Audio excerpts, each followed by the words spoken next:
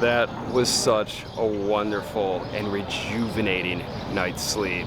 I feel so much better today. The bed was so comfy. There was like frogs croaking outside. It was so peaceful. I was a little concerned that being in the French Quarter, it'd be really loud. At least where I was, it was very, very nice. But now I'm up and out and about and I'm ready to see what this day in New Orleans will bring. First things first, I'm doing something that pretty much everybody does when they come to New Orleans. It's touristy, I know, but it's touristy probably for a reason. I'm going to the legendary and iconic Café Du Monde for beignets and coffee. Café Du Monde was established in 1862 and has remained a New Orleans institution ever since. The menu is simple and consists primarily of their famous beignets and coffee. Alright, got an order of the classic beignets and their coffee with chicory. Chicory coffee became popular in New Orleans during the Civil War when there was a coffee shortage due to the Union naval blockade. As a result, people began mixing chicory root with coffee in order to stretch out the dwindling coffee supply. The coffee's good. The chicory root's not too strong, but it's a pleasant taste.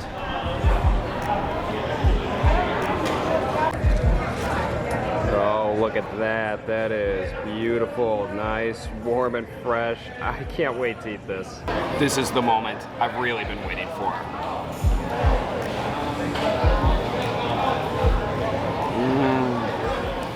That is really good.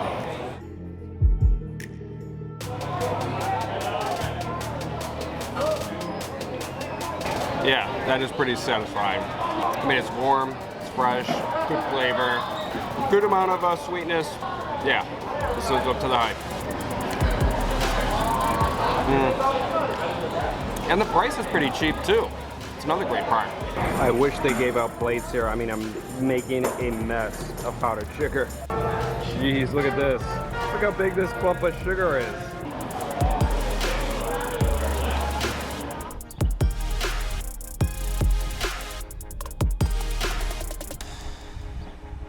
That was good and satisfying. Café Du Monde lives up to the hype. I mean, it's pure and simple deliciousness. It's popular for a reason. I totally understand why. There is also so much powdered sugar on those beignets. I mean, I still have some on my clothes. I kind of left the table looking like Tony Montana's desk at the end of Scarface when I left, but yeah, the mess is worth it. Just, you know, get a lot of napkins. Now I'm gonna head to St. Louis Cemetery number 1, one of the most prominent cemeteries in the city. Hopefully I can join a tour before lunch. I just purchased a ticket for the cemetery tour. It's not till 10:30, so I got like 25 minutes to wait. I'll walk around a bit. There are some like exhibits and some informational stuff inside there where I got my ticket, so I'll check those out as well. The ticket costs $25. I think it's a little overpriced, but who knows? I'll reserve my judgment until after the tour. While there are obviously other cemeteries in New Orleans, this one's kind of special. Marie Laveau is buried there, the voodoo practitioner, played by Angela Bassett in American Horror Story. So obviously with unique facets like that, you can charge a little extra. People will probably pay it, but I'll see if it's worth it myself. St. Louis Cemetery number 1 was established in 1789 and remains the oldest existing cemetery in New Orleans. Graves were constructed above ground as a result of the city's low-lying landscape and the threat of flooding.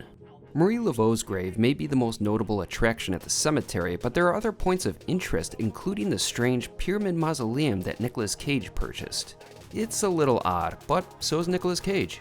Despite the cemetery's relatively small size, it remains a fascinating and beautiful sight to see. So that was a really good tour. I really enjoyed it. I mean, I felt like I learned a lot. The tour guide was really good. He was really engaging. I've been to above ground cemeteries before, but it's still quite a unique sight for me. There's a lot of history there. The graves, the tombs, they're beautiful. It's a really unique place. The main reason why you have to go on a tour and why you can't explore it on one's own is because of vandalism. And it is quite unfortunate that is the case, but I think the $25 was worth it. I mean, at least my tour guide was really good and I did learn a lot. And it's always more exciting to hear it from somebody's mouth rather than reading it off of like a place card or reading it up online or something like that. So yeah, I wish I didn't have to spend that much money, but I still really enjoyed it. It lasted like 45 minutes-ish, and yeah, It was a great way to start my day. But now it is lunchtime and I have quite a walk to get to the restaurant I want to go to. It's called Cochon and it's like a Cajun place. It's got a lot of great reviews. I'm super excited about it. Let's go.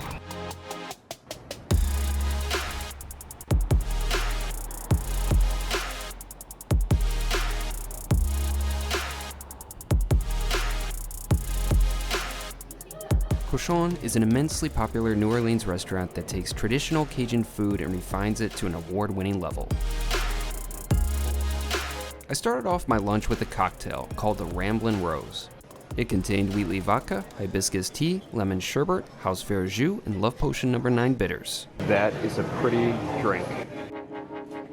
The drink had a wonderful balanced flavor and was pleasantly refreshing, especially after being in the hot New Orleans sun.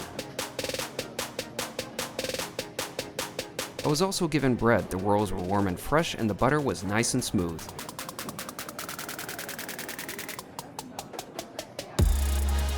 For a starter, I chose the chicken and andouille gumbo. The Cajun flavors in the dish were fantastic, and I loved the andouille sausage. My meal was off to a great start.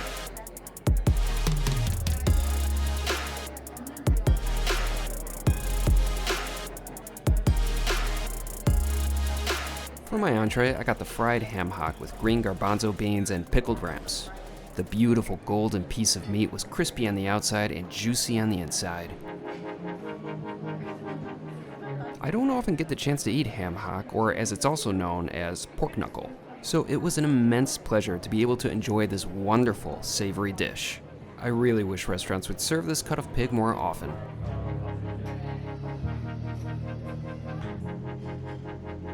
To finish things off, I had a strawberry shortcake with macerated strawberries and mascarpone for dessert. It was simple and nice, although texturally I felt that the dish could have been a bit more interesting, but it was still a good way to cap off a great lunch at Cochon.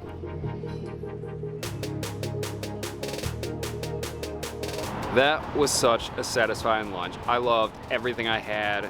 So good. It seems like a lot of the notable restaurants in New Orleans are really old. It's like Antoine's, Commander's Palace, Brennan's, and it's really nice and refreshing to eat at a place like Cochon, which is Cajun but also modern in a sense as well. Of course, lunch for me isn't complete without coffee, and I saw a coffee shop on the way up here, so I'm gonna go check it out.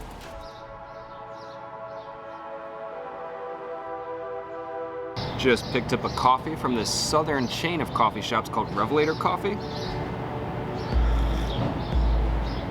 Yeah, it's pretty solid. I mean, it looked pretty professional in there too. So the plan is I'll quick finish this up and head back towards the French Quarter. From there, I'm gonna try to go to a museum. I think maybe the Voodoo Museum. There's a chance of possible thunderstorms in the afternoon, so I thought a museum will be the perfect thing.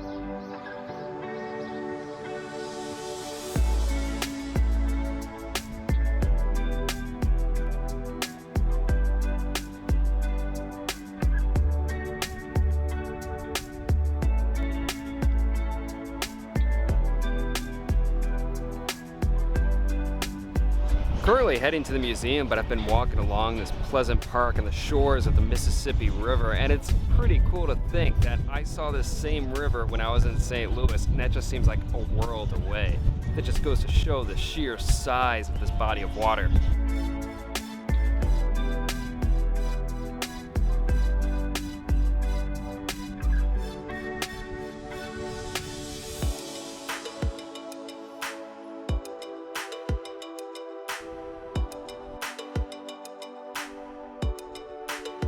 Voodoo has had a long history in the city.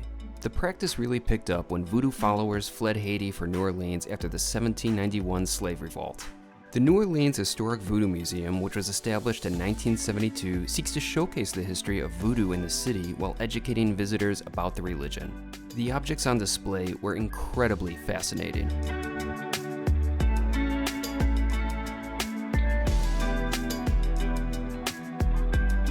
So that was a decent museum. I mean, it was pretty small, but I felt like I learned a lot.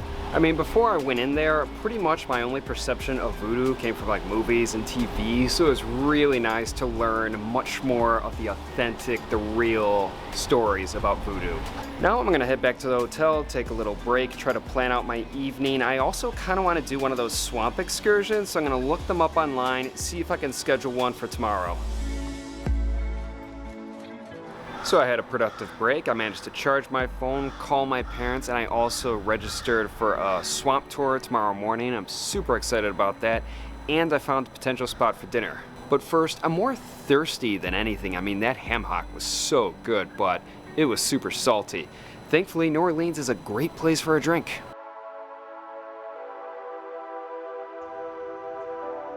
Got a local beer at an iconic New Orleans bar. Oh, that is the spot.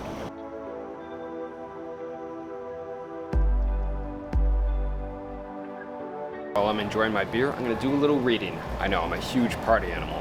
My current book is a Charlie Chan detective story. It's called The Keeper of the Keys. It's kind of in the same vein as like the Agatha Christie's and the Poirot novels. This is the first time I've read anything from this series, and I've been enjoying it so far, and can't wait to see how this turns out.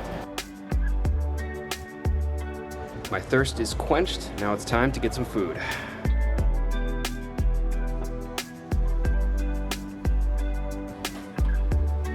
Just got my takeout. This is a big freaking sandwich. All right, time to go back to the hotel and eat this. Dinner time. Let's eat.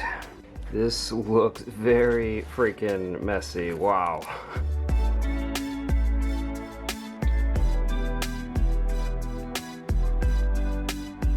All right, I wish this damn hotel room had a real table where I can eat at, but this will have to do. Anyways, this sandwich I got is called All That Jazz. I just asked the guy, like, what's the best stuff you got, and he recommended this. And it is one hell of a sandwich, that's for sure. I mean, there's a lot of crap on it. I mean, there's grilled shrimp, there's like turkey, ham, and a hell of a lot of sauce. It looks good though. Messy as hell. Let's give it a try.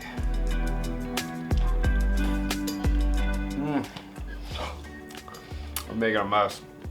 But this is good. This is definitely not healthy, but it's a good sandwich. I mean, not gonna lie. All this is on French bread. Yeah, it's solid, but very sloppy. So I'm gonna call it a day. I'm gonna finish this sandwich, then wash up, and not just from the mess I'm gonna make from the sandwich, but just from this intense day that I've had. It's been a very, very good day. I'm loving New Orleans so far. I'm eating very well and having a great, great time. And I can't wait to see what tomorrow brings.